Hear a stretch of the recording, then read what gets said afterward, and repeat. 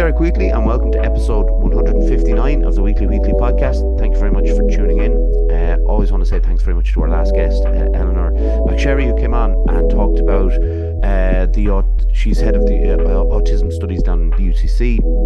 Got a bit of chat about that, about her son being diagnosed, and herself being diagnosed. And then we really got into a great conversation about neurodiversity on film. And she has this course that's going on down in Cork, and you should really just go into Cork website, the UCC website, have a look at it, because it's really excellent idea, and the first of its kind actually, which is great. So let's get into this week's episode. Our guest is a Wim Hof method instructor and the man behind Breathe, Trust, Flow. And his name is Patrick Douglas. How are you doing, Patrick? How's it going, Derek? How are you? Are you well? I'm very well, thank you very much. I didn't say before we start recording, I really liked your is it a rug, one of those wall rug things behind you? The tap, yeah. That's just up in the wall. They do a lot of work at home, so just the it's good on the synthetics and the for the eye, it's more Yeah, comfortable around. it is. It's kind of nice. It's captivating, but not distracting, if you know what I mean. I Yeah, think I it's a hear good you. I hear you. That's way. the lotus flower, the Dalai Lama, the geometrical shape in it that just calms the eye. Yeah, it's really nice. I'm actually, you know what, I think I could do one maybe here somewhere. But listen, Patrick, as you know, we always start at the very beginning. If you wouldn't mind, could you give us a history of your upbringing, please? Upbringing, yeah. Born and raised in Ballymun. A well-to-do family. We had electricity, we had heating, we had food on the table. Six siblings, mother and father. Got educated. The Lady of Victories and the Ballymun Comp. Upbringing was I was protected a lot by my family, so I wouldn't have been exposed to the drugs, the violence, the crime that would have been in Ballymun at the time when I was growing up. So I was fairly protected by that. I have a strong unit in the family, not just my siblings and mother and father, but cousins, aunties and uncles. We're a very close family, so like that, friends in Uh, Ballymun. But yeah. my family growing up with my cousins and stuff like that would have been friends as well. Did you find when you were growing up that people looked on you a little differently because of, how people saw Ballymun at the time? Yeah, 100%. Yeah, I always got that. It wouldn't have bothered me. And mainly because again, I come from a strong family, so it wouldn't have bothered me in that sense. But it would have been worse going back to my older brothers and sister. And then obviously, well, my dad's from East Wall, my mom's from Sherlock Street, so they were well able to look after themselves and speak, you know. Yeah, I remember because I went to school in Swords, so not too far away from Ballymun, and Yeah. I remember there was that kind of idea about Ballymun, like, and there was certain places because we played in the north side football league, so we used to travel to Ballymun and play there, and there was a kind of a preconceived kind of notions about Ballymun and about places like Darndale, and there were Mhm. certain places where it was like, oh God, you can't go there and stuff. Yeah. And it's sad looking back now as how we saw it because of all the good that comes out of Ballymun and came out of Ballymun, and the places where we thought like, oh God, you can't go into those places, and Yeah. Outside of it, you don't see it for what it is, but when you're actually in it, you're just like, yeah, you know how to look at yourself. It's more so the pockets. That's all it was. You know what I mean? And to be honest with you, it just takes one person to to make one family estate where people are living. It just takes one person to make that road inaccessible for people that don't know about it because we told a story that happened on it because of such and such. But then when you have pockets of people throughout an area that fundamentally got let down by the system, got left behind, and just that whole the whole build up and the construction of Ballymun got a lot of people and dumped them on top of each other and let them just pan it out for themselves. yeah, And then when drugs came on the scene in Dublin, it was the go-to, really. yeah, absolutely, yeah. Wasn't amenities out there for young children, teenagers growing up, and drugs was on the scene, unfortunately, and that was just what was done. Yeah. You know? So when did you first become aware of mental health then? Um, it's funny because I was a professional toy boxer for 8 years, and the mental strength that I needed for that, for the training 7 days a week, for fighting and competing, the diet regime, and also then the sacrifice. And I was doing it through my early twenties, early twenties, late early 30s then. So I sacrificed a lot throughout that. But it was all for the better. It was all coming from a good place. But throughout the whole time, I never got the full concept or grasp of mental health. I just knew I wasn't feeling good before I joined toy boxing, and I was feeling good after I joined it. So it was a no-brainer. Just keep going back to toy boxing because I feel good with it. And then lo and behold, you're good at it. You get at the fight. You start competing amateur, and then for me, the next thing was literally my dogma. It was what I was doing. It was my life. It literally came number one.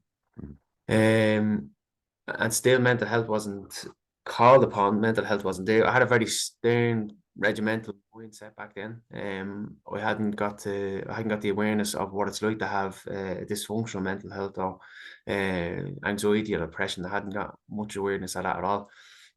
But it was only when I stopped fighting, and that's because I just came to the realization that because I have now at the time he was 3, but now he's 8 years of age, my son, and I just think that I just haven't got a strong relationship with him, and I'm thinking, how long am I going to be doing toy boxing for before I get a relationship with my son Ruben? And by that time, he could be 5 or 6, and you've lost a significant moment in his life, and then I'm trying to crawl it back, looking at him, thinking that he's still 2, 3 years of age, but he's like 5, 6, 7, going on 8, and I'm like, oh, I treat him still like a baby. So when that happened, when that realization happened, I knocked the fighting on the head. And then I can only really say was in 2017 when mental health came into play for me, because I got to really feel and go through nearly 2 years of anxiety, depression, wear the mask, drink. Thank God I didn't affiliate myself with drugs because I don't know if we're still here. But drink, yeah, it was a go-to for me.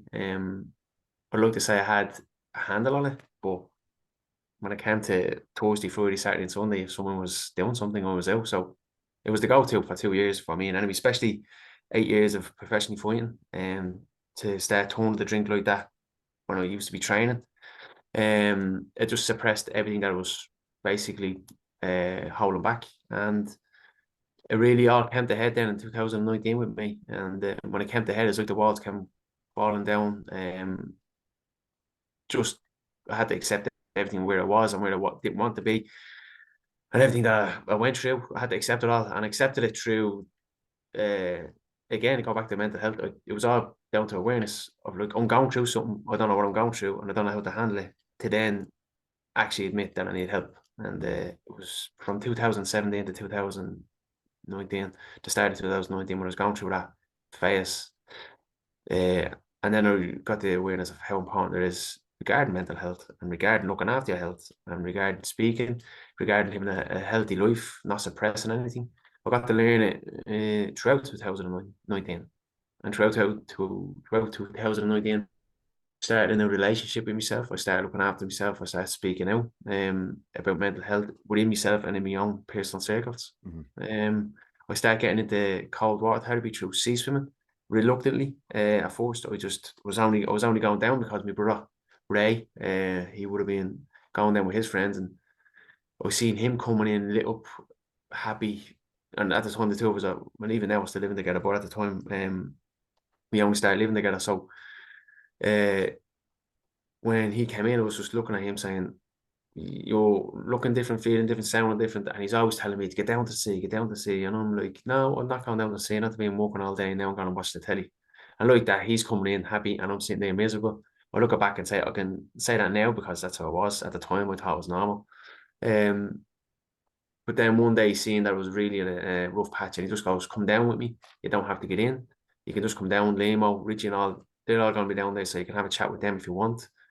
So when we all the way down, I have swimming gear to get in and the whole lot, but all the way down, I was just reluctant to get down. And when it came to actually getting into sea, they were all changed and all getting in. And like that, tippy-toeing in and cursing the world, blaming everybody, blame my brother, blame the sea for being cold, everything. So then eventually I got up to my waist and I'm still coursing the world. And my friend just goes to me, count backwards from 5, 4, 3, 2, 1. And that's what I did. And by the time I did that, my head was under the water. And when I came back up, that's when the relationship between me and me happened, but also the relationship between me and the sea happened. Yeah, I started noticing the waves, the sound of them, the sound of laughter, the sunset that was right beside me that I didn't realize that was happening. And that's when my brother and my friend, his friends were going down to see the sunset. I didn't know that. I was coursing the world. But even though the sun was in front of me, I couldn't see it until I popped my head back up from the sea and I was like, oh, this is deadly. So from that day on, and I think that was January or February in 2019, every day then after that I was getting into the sea. And it was through cold therapy, through being around good people and acknowledging that something isn't right with me, that I'm going through stuff and I have to release it in a healthy way. That mental health was the forefront of 2019 for me. So between cold therapy, connecting to nature, meditating, being out at sea, breathwork, and then opening myself up to things that I've always wanted to do, like singing, playing the guitar, meeting new people, getting out without drink involved, doing hikes, all that type of stuff. I was just open to it because I knew it was benefiting me. Mm-hmm. So I think that's pretty much how mental health came around for me. I mean, it's amazing to think that, like, something like being a professional Muay Thai fighter, and giving that up, obviously, but how we all need to kind of fill a hole with something, and you remove the Muay Thai and you start drinking. I've been down that road too, obviously, and with mental health and stuff that came afterwards. But the idea for getting in the sea and having such kind of almost like a revelation, really. But people might think of that as kind of going, well, that's mad. Like that's, because if you haven't done it, I've done it and I've done exactly what you did where I've hated and I still do, by the way. I get into my shins and sometimes I just give up because I think I can't do it today or whatever. Right. But people will have maybe never tried it, or people may have tried it and maybe done it once and said, I can't, like, it's not for me. How do you now, on a particularly cold morning, get into that water and kind of calm that anxiety or that panic that comes into your mind? Yeah. So I'm lucky to say that I have a relationship with cold, that I understand it completely to a point of it's always going to put me in the present moment. So whatever I'm feeling, I'm not going to be feeling that when I'm in it, and I'm not going to be feeling it when I'm out. So as much as I know about it, as soon as I go in there, I know nothing about it. But I know that.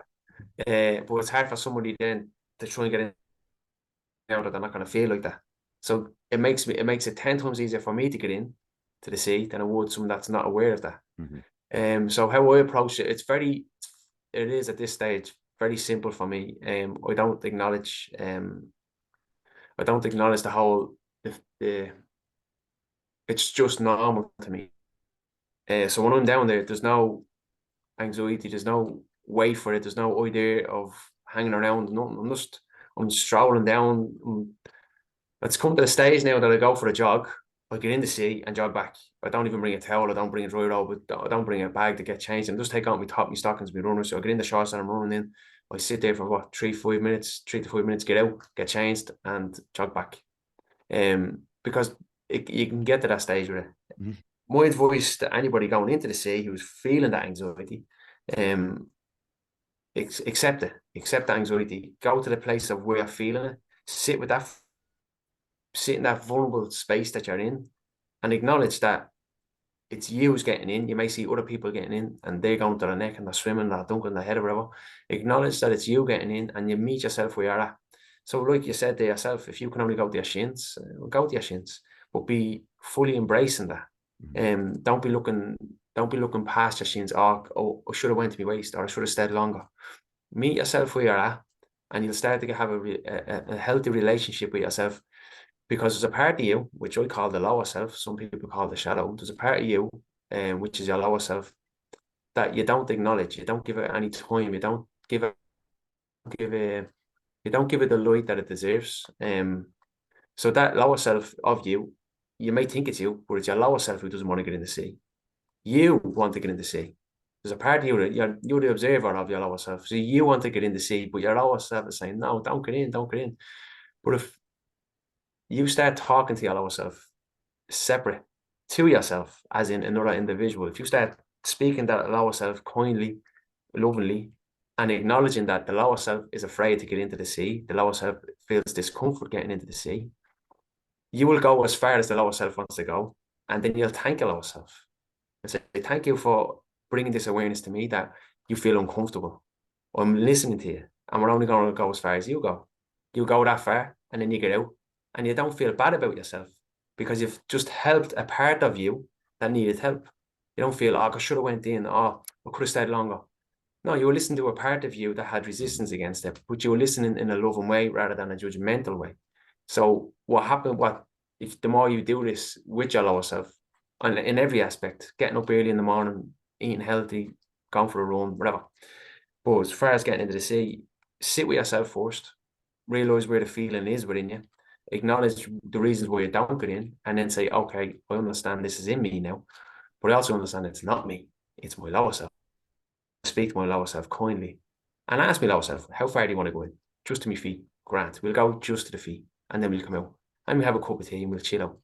And this is a relationship between you and yourself and you and your lower self.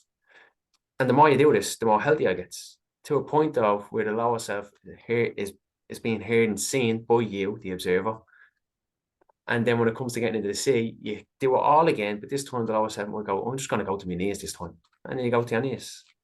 And then like that, the relationship gets healthier, and you're going to go to my waist. And then the more you listen, the more room is being made for a loving space within you. Never would have thought. And next of all, you're swimming in the sea. That would be the long wind about it. It's a lovely way of doing it. It takes a lot of practice. But once you acknowledge that the resistance is not you, it's your lower self, well, then that's a start. Another way of doing it is by simply sprinting into the sea and diving in. That's it. I And think screaming while you're doing it. yeah, I have a mate who did it. I've done it up in the sea as well, but obviously I'm in the Midlands, so we've a lot of lakes around and stuff like that. And I do Yeah. have a mate who will literally do what you just said and Yeah. just jump off the jetty there and get in, whereas I lower myself in. And to be honest, like, um, I was getting better at it, and then I had just one. That was my problem with it, Patrick. I had one day where I couldn't get in, and I was really hard on myself afterwards. And it's a really fascinating way of you have a look at it in that way. And I really need to kind of get into that mindset where I can think that way. Mm. I think it's interesting that you got so into it, but you went to the next level, we'll say, of where you wanted to become kind of an instructor. Yeah.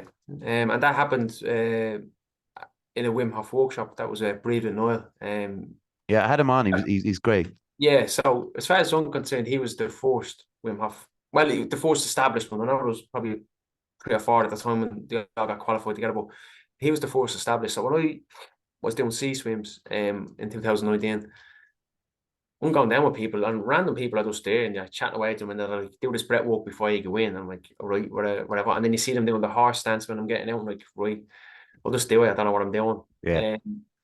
So that's how I heard of Wim Hof. But it was only because I'm going down to see, you heard more people talk about it, to then eventually hear that Neil was doing a Wim rise, and he was doing it at Port Mark Beach in the shelters, where everybody arrives for the sunrise, and he does breath work before that. The sun comes up and we all get in the sea. It's beautiful, it was. Mm-hmm. So we went down to that, and again, doing the breathing wrong. I was getting into the sea. It was still cold, but I enjoyed the atmosphere and the surroundings and the environment and just how good I felt after it, getting up early and all that stuff and seeing the sunrise. So a lot of it, it's not just going down there for the breathing, it's going down there for the collective amount of it. So that was the early 2019 that happened.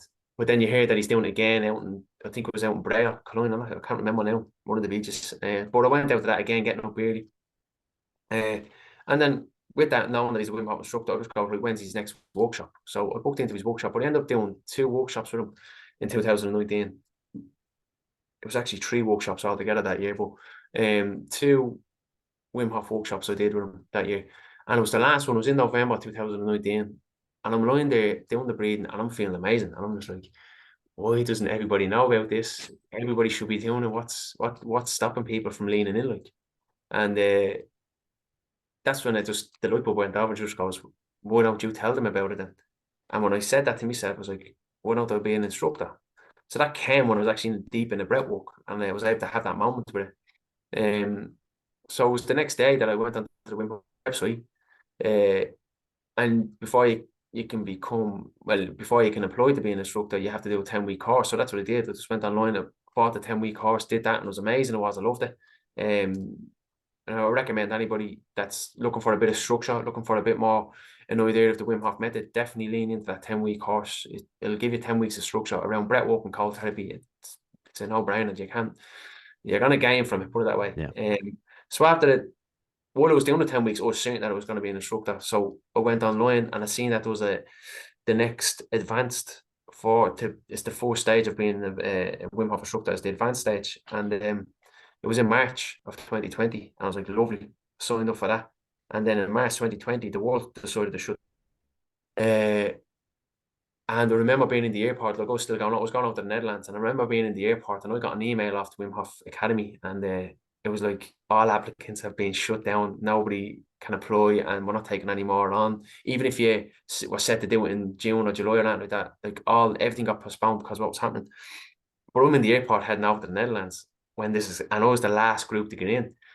And I was just like meant to be, got over there, and I was over there 4 days with the Wim Hof Academy. Wim Hof was there as well, it was beautiful. Nice. And it was at his home. But at the time all this was happening, this gave me so much inspiration. The world was shutting down. Like, you couldn't get back. There was a girl who I met up with, she's from Poland. She had to fly home the next day when we first arrived. Had one night stay, she had to go the next day, and she wouldn't get back into Poland for like 4 weeks. And I'm just like, what's going on outside? You wouldn't even know. Because Wim Hof invited 50 people from around the world to his home, and it was arms open to all love and music, breathwork, cold therapy, connection, humans. But you wouldn't know what was going on outside. So I took great inspiration from that when I got home. So when I got home, I just continued, like, not that I was in Wim Hof's gaff, but basically I brought that energy home with me. So I was doing online stuff, but then I started reaching out to the public and start going into doing outdoor events, like breathwork under the full moon. So it was throughout 2020 that I got a lot of awareness of self-growth, self responsibility, knowing your truth, stepping into your power. A lot of that came from me in 2020, which led into 2021 and 2022, and now we're in 2023. And every single time I was stepping into that space of the unknown, I always brought it back to a moment with myself where I have nothing to lose, really, because if it's coming from your heart, if it's coming from a good place, and it does fall flat on its face, well, I'll own up and say, yeah, I came from a good place, and that's, if it came from my ego, it came from my mind to say, yeah, I'm just going to do it because I couldn't give a rat's what anybody else is saying, I'm just going to do it. And I fell flat on my face, well, then it would probably have my tail between my legs. But everything I've done has come from a good place, and I'm living it now, like, so I'm really grateful for that. Can I ask them with what you do, Patrick, the kind of the breathing, obviously you do breathe, trust, flow, but is there a kind of a spiritual aspect to the breath work that you do? And I remove that, like, removing spirituality from religion. It's, some people think it's the same thing. I don't in particular, but what do you think? So spirituality, or spiritual, if you break that word down, it's spiritual. So wherever you feel centered and connected to within yourself, that's spiritual.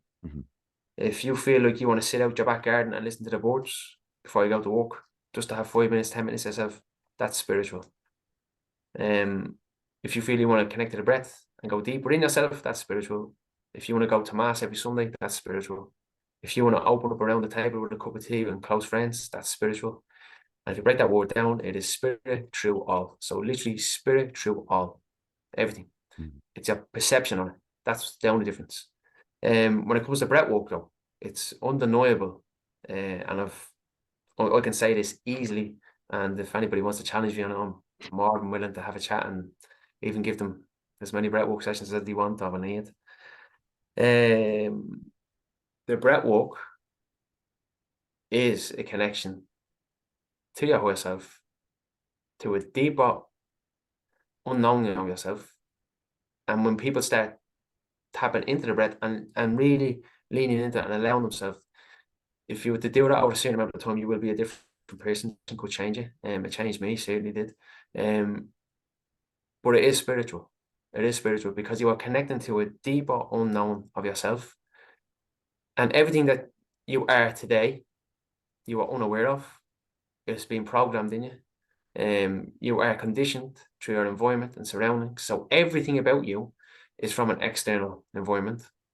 You may think that you're in your home. The only reason why you are out in your home is because of conditional programming. Avoid that. You may think you have best friends, but the only reason why you have those best friends is because you grew up on a street, or you went to a school, or you went to a college that was chosen by someone else. And the reason why you crossed paths of an external source. When you tap into the breath, every single thing from your thoughts, emotions, physical, spiritual, mental, every single thing is connected to that breath. And whatever comes up, that is you. And you'll realize what comes up, you're saying. If I'm saying that's you, well, then you're going to see coming up, your job is going to come up, your family, your friends, your life, your how you actually think and speak to yourself. That's all going to come up. But that is you. And it's been a mirror of yourself. And then it's within those moments of seeing you within the mirror on yourself through the breathwork that you'll decide what's not you. And you'll decide that the job is not you. That the friends that you're hanging around with aren't actually good friends. You'll decide that the way you're living is not you. And then eventually you're going to start ticking off the boxes. That goes, that goes, that goes. Oh, that hate that I have against my father, my mother, that's me absorbing hate that they experienced when they were younger. And they just didn't know how to show it or give me love. They're actually in pain. They're living through hate.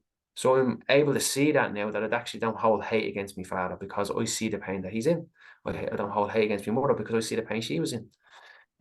Or if it's the other way around, that it just so happens that the person just went out of the way to do a cruel act, and the person can't see when they tap into their breath. Well, they see that it's harder to hold on to the hate, and it's easier to let it go. So when you let go of the hate, or you just forgive, it's you now making these decisions from within you. So all of a sudden, your whole life has been programmed from an external point, and now through breathwork, because you tap into the unknown, you tap into the present moment. There is no past, there's no future. It's just the present moment, the now. When you tap into the breath, all of this, every single part of you gets brought up to the surface. The surface level stuff is your everyday living. You're stressed out. It's the first time you feel relaxed. It's the first time you're switching off your mind. All of that. That all comes up easy enough. Then you just keep going layers and layers and layers, deeper and deeper, until eventually you change your whole life. Because every single thing you're doing in your life then from that point comes from you. And that's why you get called a weirdo. That's why you get called you're not the same. That's why you get, because every single person that is surrounding you is from the external reason why they're there. They're not there from the internal reason. And then all of a sudden you're talking to strangers on a beach, or you're seeing people, you're going to these clubs, or you're going to this meeting, or you're doing something that you never would have done before, and you're talking to people from an internal point, and straight away they are either on your level or not, and you already know that, and you feel no pressure or no obligation to entertain these people. But then there's something happens then when you meet a stranger, you meet people down the road that you never thought you would have met. A click happens, and they are best mate, and you're telling them you never would have thought them. And if you don't want to call that spiritual, well then put a name on it. I call it spiritual because it literally is spirit through everything, or spirit through all, everything. But when it comes from you, when it comes from internally from you, that's an evolution of self. That's something that no book, no teacher, nothing can show you when it comes from you. I was last Saturday. So Lorraine Hogan. She, she was on my podcast recently, as you know, and brilliant chat with Lorraine, and she sent me some cacao, and I had my first drink of cacao on Saturday, and I had my first session of like a breathwork with my friend who's really into kind of cacao and breathwork. So I did 15 minutes breathwork, and I guess the kind of like we talk about water, the first time you do it, it's a very strange experience because you really want to eliminate the external that's going on around you. but you kind of, it's very hard not to focus on certain things, like, the focusing on the breath is one thing, but I'd found myself drifting out of it, and I just have my brain was like, just open your eyes there and have a look. Like, there's nothing going on. Like, it was just, there was nothing there. But my brain was telling me these certain things. Now, just before that, we had the cacao, and Lorraine told me something a really excellent. She described it really well of why people take cacao and what it does for them, and why there are ceremonies and stuff. Yeah. And it was an interesting take. Like, it's a different taste than anything I've ever had, but it's actually quite nice. It's not like, something that I was expecting. For some reason, I think every time you have to get something good, there has to be a bit of a struggle with it. So I thought, if this is going to do something good for me, it's going to taste horrible. When you add cacao to ceremonies, for instance, what is it? What is the reason for that? Yeah, it's beautiful. It is a beautiful combination with the breathwork. And Mm. just to give you a little tip, if you were ever doing breathwork and your mind's gone 100 miles an hour, or it's drifting off, or you're thinking of other stuff to do, you were able to, through breathwork, just on that point, you're able to start a relationship of acceptance within yourself. Because if you're trying to do breathwork and you're being distracted by something else, if you will just allow yourself to accept that you're being distracted, but you're still going to continue doing the breathwork, Mm-hmm. that's a small bit of acceptance that you're doing there. So you're not going, oh, forget about that. Try block that out. I'm not doing the breath work right. You're not doing any of that. You're accepting, for one, you're not connected to the breath, you're distracted. So now you're accepting that. And as soon as you accept it, the hold that it has on you gets loose, or gets basically lets it go. And then a new thought comes in, and then like, oh, there's another thought, and then I'm just gonna be an observer and accept that. And then another one comes, and then another one comes. All the while you're still just doing the breath work Yeah. manually. And then eventually it lands and it takes over. And then next of all, coming out of a breathwork session, not having a clue what just happened. But that's just a little tip. If you're Yeah. ever, wherever doing breathwork again, just be observant of your thoughts. Mm-hmm. And whatever what's happening, just accept them. And then just keep doing the breath. Accept, breathing, accept, breathing, accept. Your question there, how could I look at, to put an analogy on it? Mm-hmm. Look at someone having a cup of tea. Look at someone having a cup of coffee. A cup of tea and a coffee, it's for a certain period of time, and you can have it over. I'm in a rush for work, I need to go, or you could sit. I need to sit down and have a chat with me mate because they're going through a bit of time. So I'm going to have a cup of tea and a cup of coffee. Either way, there's an intention behind it. Yeah, I need this coffee to get me out the door, to get me going, because I haven't got the coffee. I'm going to be all over the place and I'm not going to be able to concentrate. I need this cup of coffee. I need this cup of tea to sit down with my friend because they're going through something. The intention is there. Yeah, based around a cup of tea. It's like, let's sit there and look and face it. Like, humans just, if you haven't got the tools, you're not able to sit in front of a human being without, you can call it a barrier or protector, something in front of you. Do you know what I mean? Or you could have your arms folded, that could be another way. Mm-hmm. Or it could be a phone. But in this case, the tea and the coffee is an analogy. So the intention is behind it. So when you're sitting with cacao in ceremony, the intention with cacao is always to drop into the body, out of the mind, into the body, drop into the heart space, and allow yourself to be vulnerable, offering yourself up to a space to where you're going to now sit with, not your mate, you're not going to sit with the fact that you have to get to the job. You're not going to sit with any of that. You're going to sit with yourself. That's what you're going to do. And by allowing cacao being I call it the altar. You ever see when you walk up to an altar, you're always either bound to it, kneeling at it, doing something when you walk, or just acknowledging that there's an altar there. You see flowers around on the whole. I look at the cacao like that as well. So the cacao, the cup itself, when it's poured in, that's your altar. So you're offering yourself up now to the altar. So when you have that awareness and the intention behind it that you're going to sit with this, that's when it all happens. And this is the thing. That cacao can be a cup of tea. And that's what I say. Ceremony is everything. It's the same as the spiritual. Ceremony is everything. Like, I have a cup of tea. If we want it, that's a ceremony, full blown. If I have a cup of coffee, that's a ceremony. It takes practice. It takes your intention behind it. The great thing about cacao, it's being promoted and being shown to be used for ceremony. Mm-hmm. I call it an offering simply because everything is a ceremony. I don't just say you can only be in a ceremony when you're taking cacao. It's not.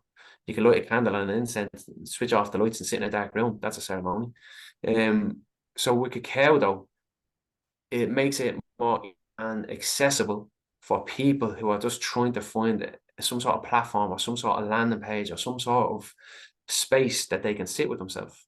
You go into a clinical room like a counselor or psychologist or anything like that, it may not be the space. But if you open up a space with them where you're offering something to them that they can sip over with an intention, that each one, they're allowing emotion to come up, they're allowing their mental thoughts to come up, they're allowing their self-sabotage and ways to come up. They're just allowing it and being held in a safe container so that there's no judgment or fear of that.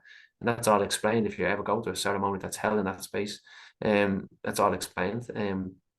Nothing is basically. So you're offering that's the beauty of cacao. That is allowing people now to go to a space, and it could be just ambient music, and that cacao is offered, and that person has to sit with themselves, sit with their intention, and to add it in, then you bring in the spirit aspect of it, the spirit cacao. You connect it to the land, you connect it to the stars, you connect it to entities, you connect it to different religions, different thoughts, different perceptions. You connect it to yourself, like you use it. It is a beautiful medicine. I think it will be a beautiful step for people who are on the fence. It'll be a beautiful step just to sit in that space, just to sit in the space with the cacao, and don't get caught up in the whole, I'm not connecting to myself, I'm not connecting to spirit cacao, I'm not connecting to what my intention is. The fact is you're allowing yourself in the space, and that's daunting enough because you're around strangers probably for the first time and you're feeling vulnerable. But it seems differently this time. It seems different that you're in a space with strangers and the vulnerability is there, but you're also seeing everybody else being vulnerable and speaking about wherever their intention is or wherever they came to bring. That makes you feel safer, and then you're allowed to speak then. So before you even drink the cacao, before you even go into ceremony, where lots of healing has already happened, because the first time in your life, maybe, you've been heard, seen, and held in a safe space. And all it is I just want time to myself and get to know myself. Imagine that, like you're an adult and you're asking to get to know yourself. But I It's believe cacao was a lovely way to get people who are just on the fence of leaning into this this awareness of life. yeah, it's You know, it's fair to say, like, Patrick, that like in the last 4 years you've kind of come a long way with regards to kind of learning about yourself, but learning about other people as well. And when you do have these ceremonies, are you ever standing there with, and I ask people about this all the time, with the imposter syndrome at any point, the idea, that you're, what am I doing this? Like, how did I get from, doing what you're doing when you're younger to doing what you're doing now? yeah. So let me see. I had that imposter syndrome throughout 8 years of my Thai boxing career. Okay, yeah. Uh, and I realized why I had that imposter syndrome, because I was afraid of accountability. I was afraid of responsibility. I was afraid to step into my power. I was afraid to put myself out there and accept that I'm. So I did a lot of work. I did a lot of work on that, and I came up with a lot of affirmations, and I came up with a lot of mindset, positive mindset, that anytime I felt discomfort, I always went to back. I have an affirmation, have loads of them actually. All one after the other, they all evolved, and it's come to the stage where I have one now that I'm sitting with a new one. But when I go back to when I first started, I don't know if you ever heard of Psych K. I generated an affirmation from doing that. It was beautiful, it was.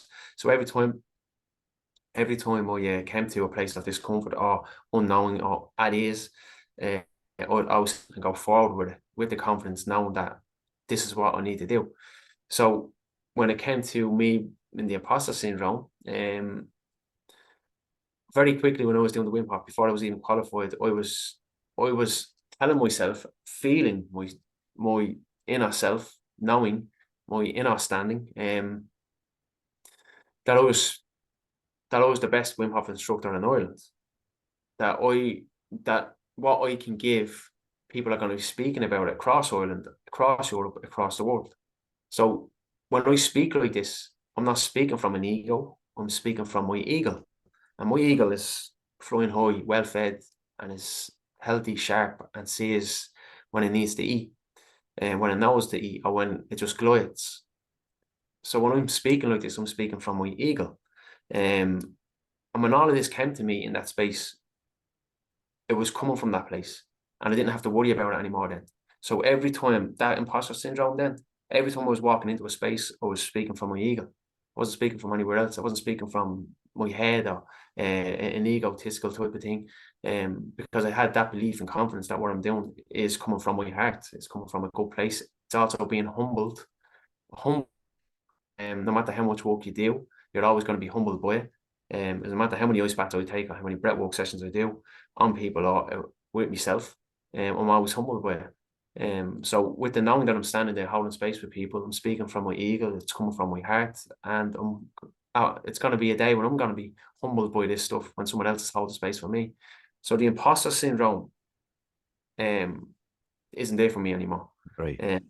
I acknowledge that. But at the same time, I understand that I can be there for a lot of other people. You have to accept that you're afraid to step into that power.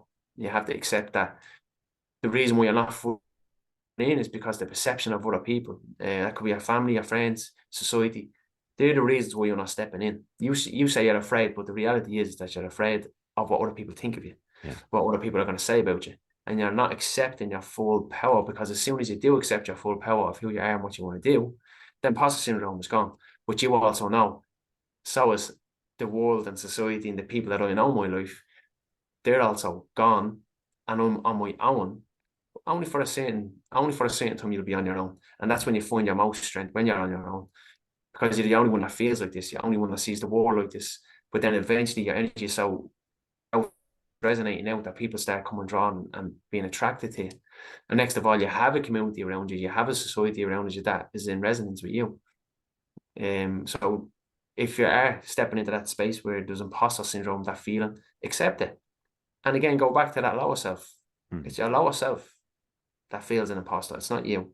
And if you have that loving relationship with your lower self, you'll be able to have a talking conversation with it where you're responding, not reacting. And you'll just take a deep breath and you'll step into it and you'll make mistakes and you'll say you shouldn't have done that or you could have done that better. But then you'll come over saying, I'm feeling amazing because I did that. And you'll just do it better the next time. And you'll learn and you'll learn and you'll learn. And then eventually you're teaching people from the heart, and then they're teaching people from the heart, and the ripple effect is endless. Yeah. Which is great, yeah, of course. And the one else, so with the Breathe, Trust, Flow, you also have you've also other things going on apart from just, the ceremonies that you do. Yeah, because I knew I had a feeling you were going to ask me, so I just got the list out. Good. And if anybody's listening, just go onto my website. Yeah. And you'll see where I have a whole list of stuff. So I'm just going to go through them. So Moonstock. So just to say, Breathe, Trust, Flow is a brand, right? And I came with that word Breathe, Trust, Flow because as I was breathing, the more I was breathing, the more I found trust. And the more I found trust, I just went into a flow. And that was it. Breathe, trust, flow. Boom. Done. So if I wanted to stay in my lane, if I didn't want to step into my power, I'd be just breathe, trust, flow. I'd be a Wim Hof level 1 instructor. And just to point out, I'm a level 2 now. But at the time, when I say I'll be a level 1, it's because I wouldn't have taken the steps to be a level 2. Yeah. That's what I say. So if I was just breathe, trust, flow, I'll be that Wim Hof instructor, level 1, and I'll be the generic Wim Hof instructor.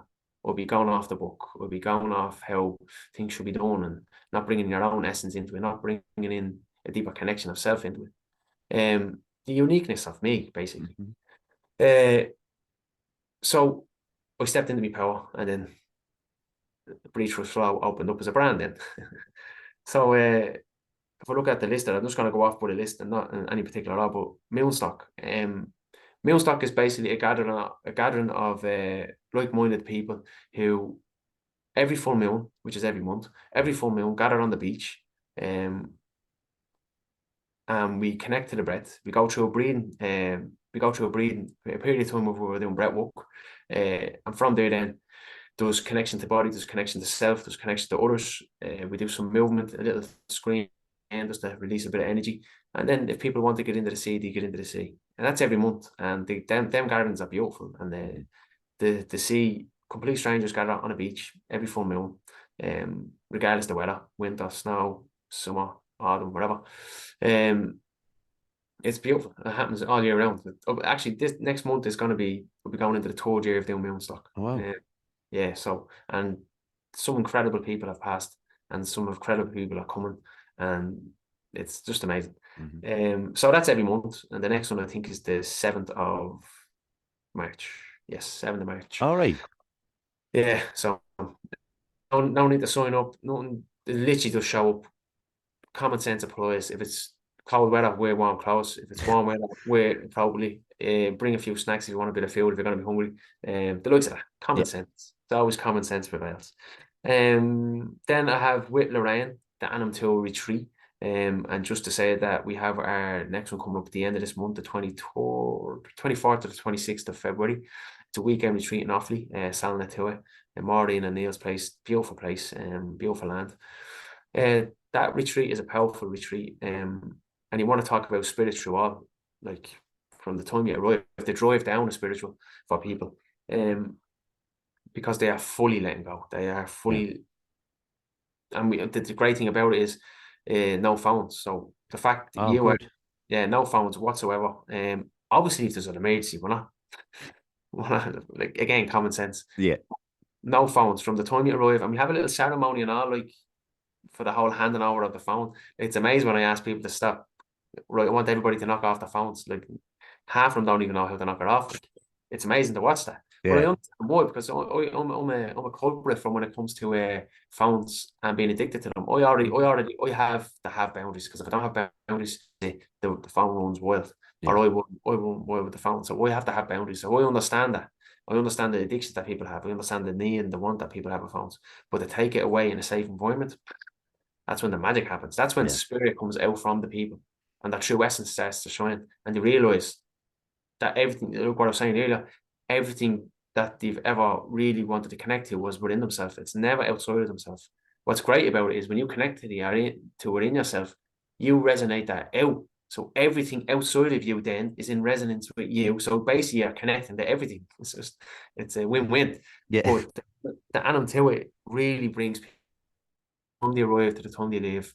And the great thing about it is we have the WhatsApp groups from each Anam to, and each Anam to is still going.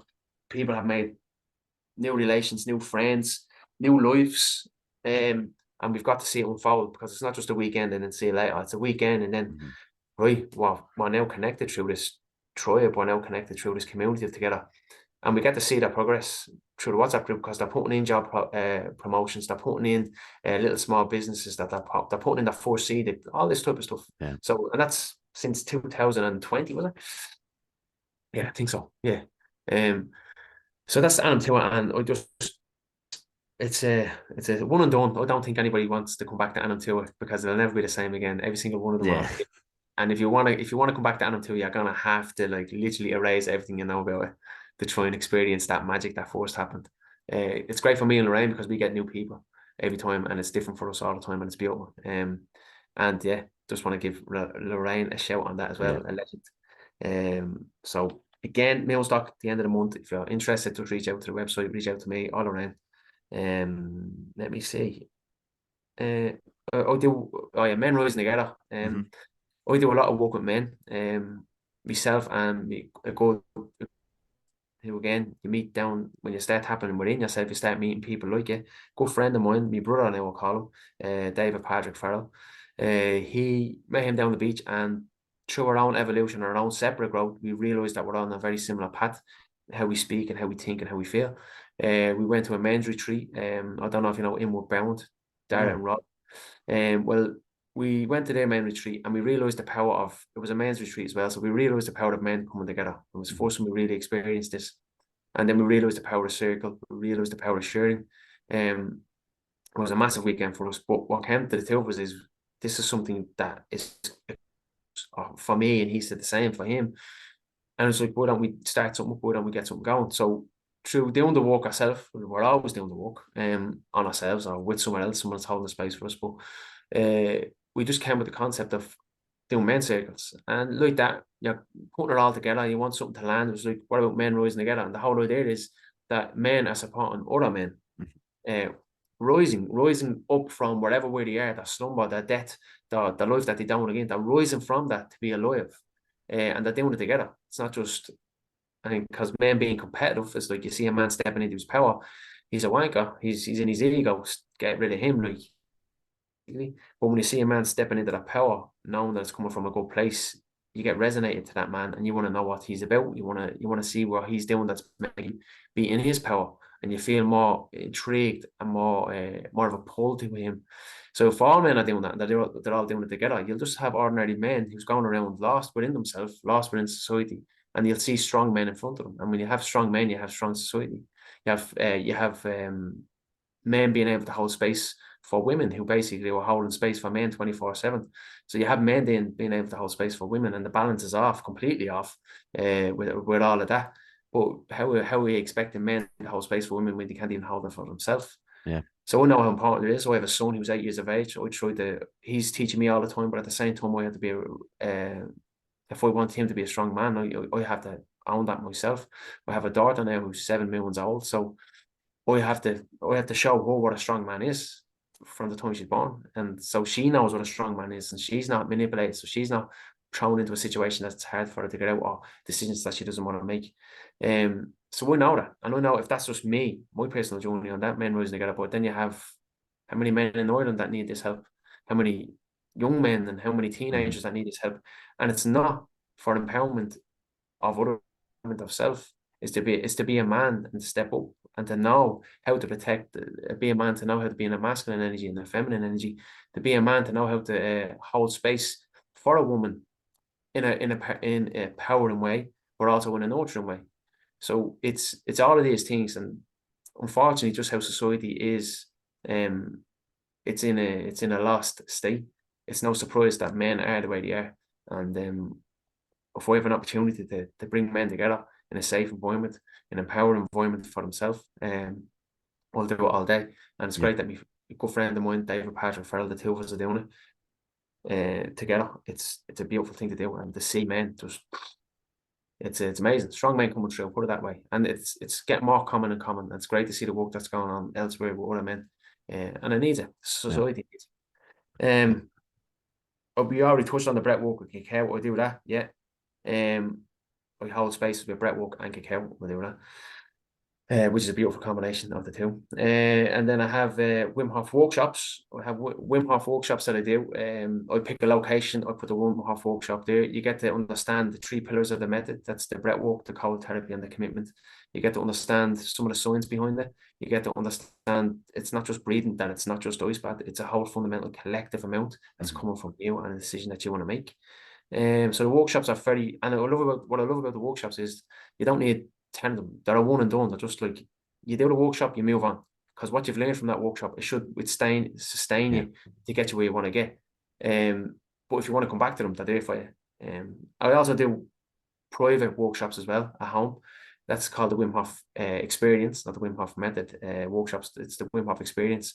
I have a space here in my home. People come up, they do the breath walk, and they have the cold exposure. Then I have a chest freezer converted into an ice bath. It's an ice freezer. It's savage, and it's definitely needed throughout the summer. The summer months that I get lukewarm bath. Yeah, well, that's the interesting thing, I think, for people, is like that they'll, it's more attractive to do in the summer, for that very reason, and it makes sense. But the people will drop out as we maybe get to September, October. Yeah, that's very true and understandable as well. But the thing is, if you can do a winter, if I can put this out there, if anybody does a winter sea dips, look, I'm talking from October right up and through to January, right up to through to March. From October to March, if you do those winter sea dips, you will be a different person. You'll probably have left your job. You'll probably have started your own business, and you probably went on a spiritual journey. which is a beautiful thing, obviously. And so you mightn't have this written down, actually, Patrick, but I also wanted to mention you also have a podcast. I do a podcast. I started that, and I'm absolutely delighted that I started that podcast in the time I did, because I got to document a time and period in history throughout 2020. So from March 2020, we started doing a podcast. It's called Doing Me. Now, the reason why the name is called Doing Me Thing is because I always get asked, "What you up to?" I'm just doing me thing. Right. So when I'm trying to think of a podcast name, I was like, "Doing me thing." That's all I'm doing. I'm just doing me thing. And then the acronym, if you look at the acronym, it's called DMT, and that's if anybody does, that's momental tryptamine. It's embodied in all of us. We all have it. We produce it naturally and safely. Don't worry. Don't listen to YouTube and all those mad channels. The momental tryptamine is beautiful. And and that's a spirit in itself. But you can access that through Breathwork as well. Yeah. But the podcast, yeah, I've been doing that since March 2020, and what I love about it is the evolution of me, because when I look back and listen to what I've said, it's not that I wouldn't have said them, I just would have said them differently, because my Yeah. awareness is constantly growing, and I was like, that's beautiful. I'm so happy I have that documented. Yeah. I went through my whole life undocumented, and if I knew what I was doing back then, I probably would have learned something now today about it. But it's just it's a challenge in the journey that I'm on. Yeah. Of course. I And do like, lots of go on. I what I love about what you said about the podcast, and it's a similar kind of, I suppose, journey that I'm on, and I try to take something away from each guest that I have on, because I think Mm. um it's self-improvement basically. Yeah, yeah, And what your description of imposter syndrome was particularly striking, because of I've, like I said, I don't bring it up in every podcast, but I've brought it up in a few podcasts, and I've talked to people who do stand in front of others. And I yeah, became a coach in jiu-jitsu, I became a coach in CrossFit, and I was standing there going, what am I, and yeah, your description is really interesting, the idea of fear behind it, and fear of what other people think. And that kind of, nobody's kind of mentioned it in that way. And it's kind of really, it's hit the nail on the head for me, because that's what it was. It wasn't so much what I was thinking that I couldn't do, because I knew I could do it. yeah, I felt comfortable in that, but it was always in like the idea of someone behind me or in front of me thinking to themselves like, what does he know? I've done CrossFit for 5 years more than he has, or yeah, I'm a different belt in jiu-jitsu than he is. And it's a really, that's something that I'm definitely going to take away and kind of work on. yeah, 100%. Because I can tell you now, you could be giving them CPR, Yeah, and someone would judge you, and yeah, that's just the human construct. There's nothing you can do about that. Or the other thing you can say to yourself, what's the alternative? What's the alternative of you not doing what you want to do? hmm, And see, there's a way up. Are you going to be happier if you don't do what you want to lean into? You're going to be happier if you listen to other people. And that's the alternative. Because if you're not listening to yourself, you're listening to someone else. yeah, And the perception that you are listening to yourself is from someone else's perceptions. Like if you think, oh, I shouldn't do that because of A, B, and C, that's because it came from someone else. And the alternative is you're not going to be happy, you're going to be regret, and then come 5 years down the line, you might, only because you hit the wall of how far they could go. The finite experience of self-doubt has a wall. Eventually you're going to hit it. yeah, But the infinite ability of self and your inner knowing, or your inner standing of self, that's infinite. It's just funny when yeah. you realize all it, when you realize all of this. uh fear goes out the window. it, It it really it does. does. The last time I sensed fear was when I was jumping off a cliff. It was over in Poland, and it was the cliff that Wim Hof jumps off. It's the only way I can describe it, because don't know the name, but it's Yeah, basically into that lake. And I didn't have fear of jumping into the lake surrounding it. So that was the fear that I felt. I could yeah, jump into it, no problem, but I was afraid of the rocks around it. But I had to go into that space of trusting myself and make sure I hit the location of where I was meant to hit. And once I did, that was grand. But I had to get over that fear, because I would have been yeah, carrying that with me. But I got over it, and like that's the type of fear I'd recognize. I'd never have the fear of I could never feel the fear of someone else's perception ever. mhm, That doesn't exist. And it's because I know, I just know when it's coming from yourself, all of that, every single perception of others goes out the window. And when you're able to see someone else's perception, you're able to forgive them for that perception. You're able to say, Jesus, man, he sees the world like that, she sees the world like that. And you just say, right, grand.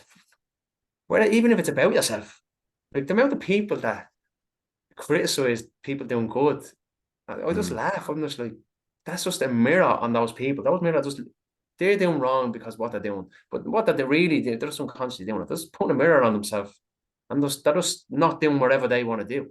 So you just criticize the person that's doing something that's making them in that power. yeah, So you're always going to get it. So if you have imposter syndrome, it's natural. But at the yeah, same time, what's the alternative? Don't do it then. That's what I'd say. Don't do it, and see how happy yeah. you are. Exactly. Yeah. Do what, don't do what other people think. Well, people are thinking about it anyway. So what can you do about that? But Regardless. yeah, Yeah. that's the thing. Like it's going to happen. But, and so Patrick, what do you like to do apart from the breath work and, jumping in the sea and all that stuff? What do you like to do in your spare time? I'm laughing because that could go anyway.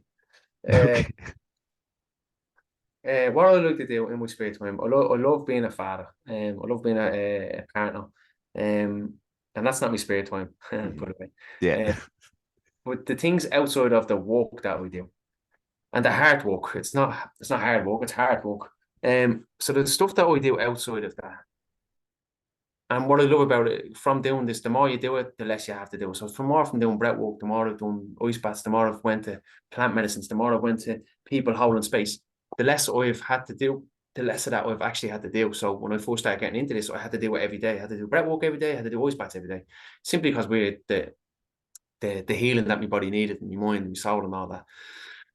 But I'm at a stage now where the only way I can describe it, and I'm so grateful for this, is that I'm constantly present. I'm constantly, the only thing that I'm doing right now is having this conversation with you, and nothing else time. So I'm constantly in that state of presence. So when I pack up, I know what I'm doing after, but I'm in presence of doing that thing, Yeah. getting my stuff ready, getting into the car. I'm not thinking about anything else. So my spare time is basically being present, and that could bring me anywhere.